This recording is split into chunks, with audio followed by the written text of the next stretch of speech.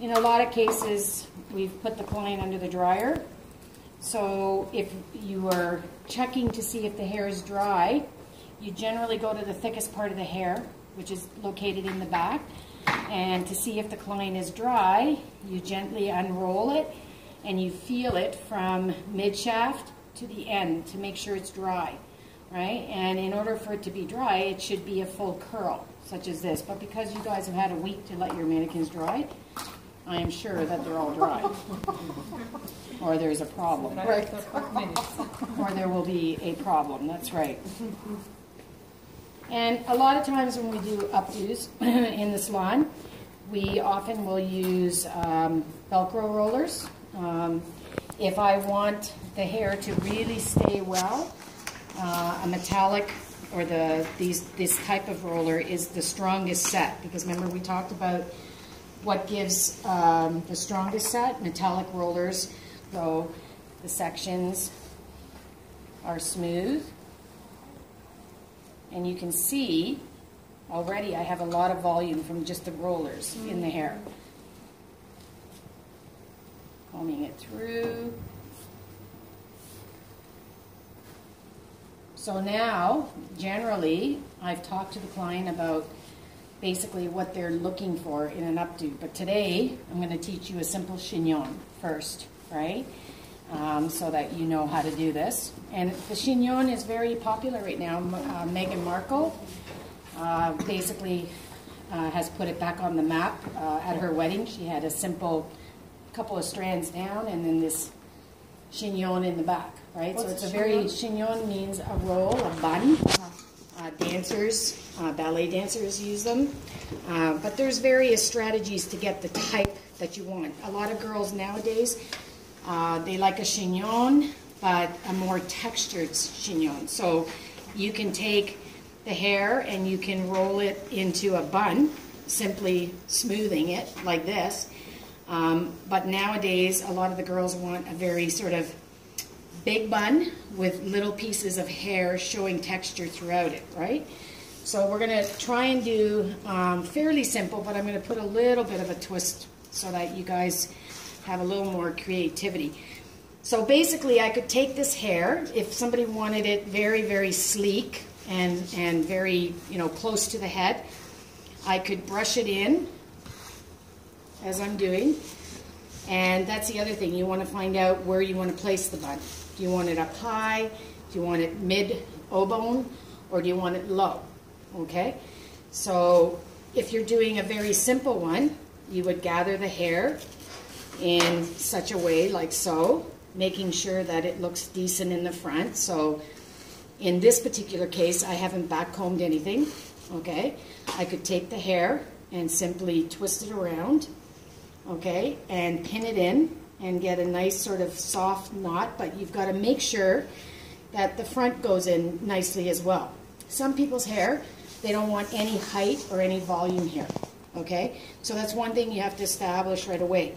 So in this case, you could pin it in very loosely. You could take some pieces out and you can create it. But the best way is to do it in two sections so that we can build this work of art. So generally behind the ear, I section out, and again behind the ear.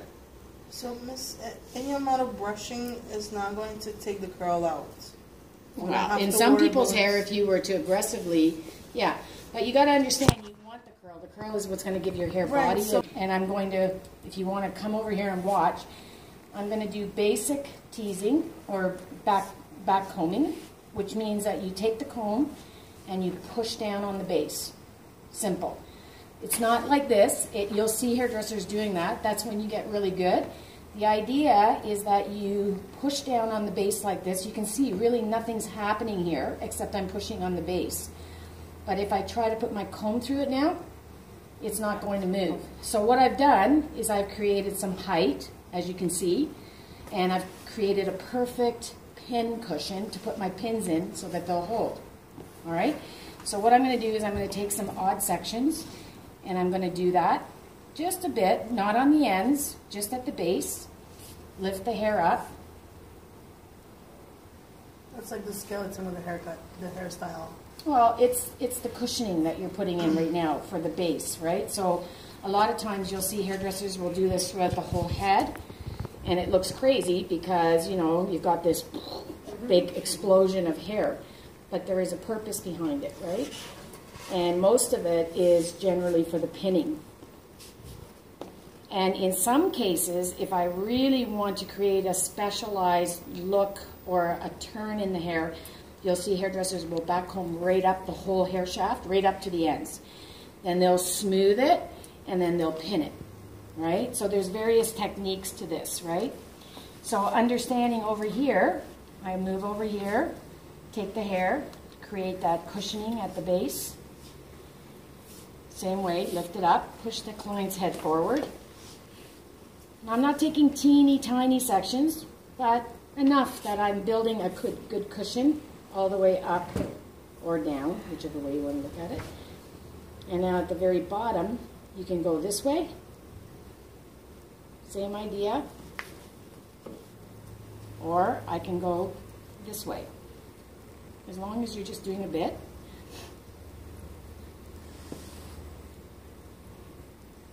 Okay, so now I've got crazy lady hair. All right, so now this is where your artistic abilities come in. So now I'm going to put a little bit of cream on my hands, only because I want to keep it nice and smooth, the hair. And you can use some of the oil as well, but I like cream form. I put it on my hands. So you can see it's mostly on my hands, so that when I start combing and smoothing the hair,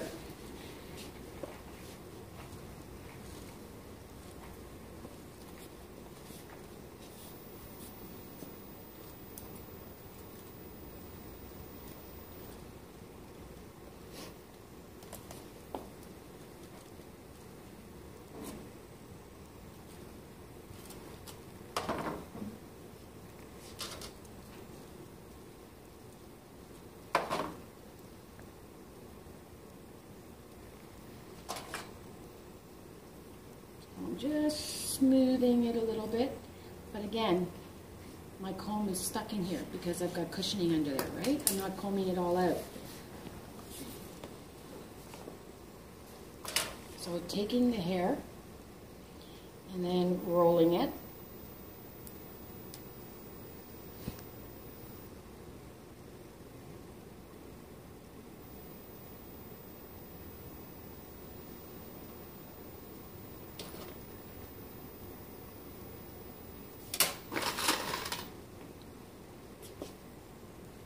And start pinning it in so that I create that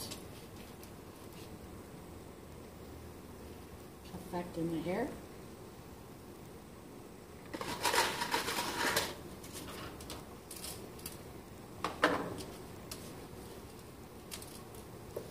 Good.